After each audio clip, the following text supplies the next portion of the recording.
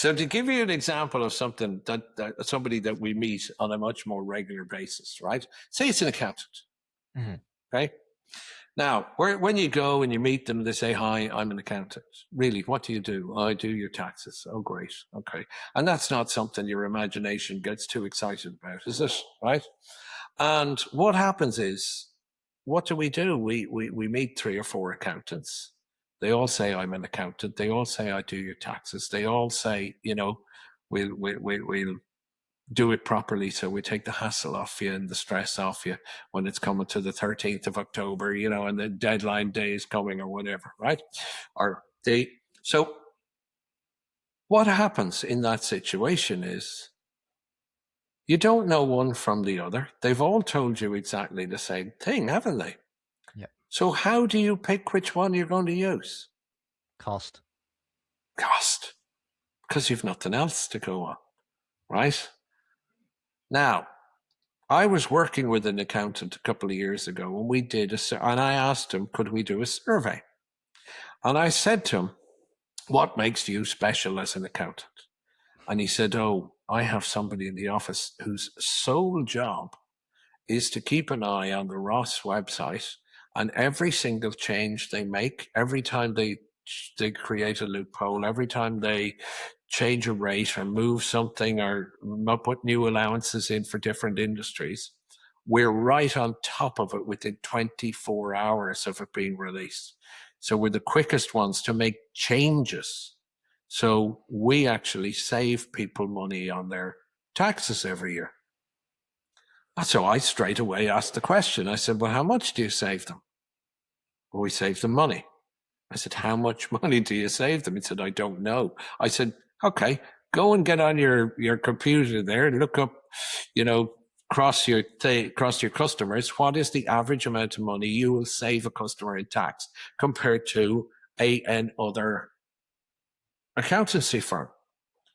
So he went away for half an hour and got a few of his people on the phone, and they looked it up, and he came back and he says, "Well, last year, on average, we reckon we saved between 5 and 10,000 euros per customer, more than anybody else." And I went, "Okay, so what are we going to advertise?" "Well, we'll advertise between 5 and 10,000. The problem with that is it's not the outcome, it's not the dream, right? So what we did was I happened to be going on stage that very next day, and I asked, I think there was about 100 people in the audience, and I asked them, "Ladies and gentlemen, I have a very quick question for you. If I wrote each and every one of you a check right now for 10,000 euros, and you weren't allowed to spend it to down pay your mortgage, you've got 90 seconds to give me an answer. What are you going to spend it on?" Guys, what do you think they said? Holiday to Rome. A holiday. Here's the answer. I got 100 people answered the question, but there were only 2 answers in it. 73% of people said that they would spend the 10,000 right now on a holiday if they had it spare. And the remainder said that they would use it as a down payment on a new car. That's it. There were no other answers, right? So if I walk out now and I tell that accountant that when he walks in a room and they say, "What do you do?" and he says, "I'm the accountancy practice that will find you a holiday in your business you didn't know existed," Oh, nice. I now know that I have a 73% chance of that hitting the bullseye. Now, when somebody walks in and says, "I'll find you a 10,000 euro holiday in your business that you didn't know existed," does what they charge for doing the books matter? No. Does your imagination see that person in a different way? Yeah. And are you going to basically climb over broken glass to get them to do your books? More than likely. I'm thinking of my LinkedIn headline now. It's like, get yourself a holiday or something within the next year. You see, this is it. And these are the things we don't see. You go on LinkedIn and hundreds of people all come up and they've exactly the same headline. Yeah. So you don't know who to pick, do you? No.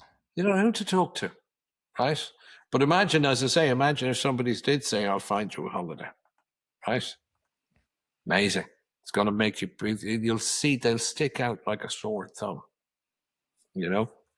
So And that's the real secret for anybody, is the most successful companies in the world are the ones that have learned this even a long time ago, and their taglines and slogans are the ones that actually reach out to people's dreams and people's imagination rather than the products that they sell.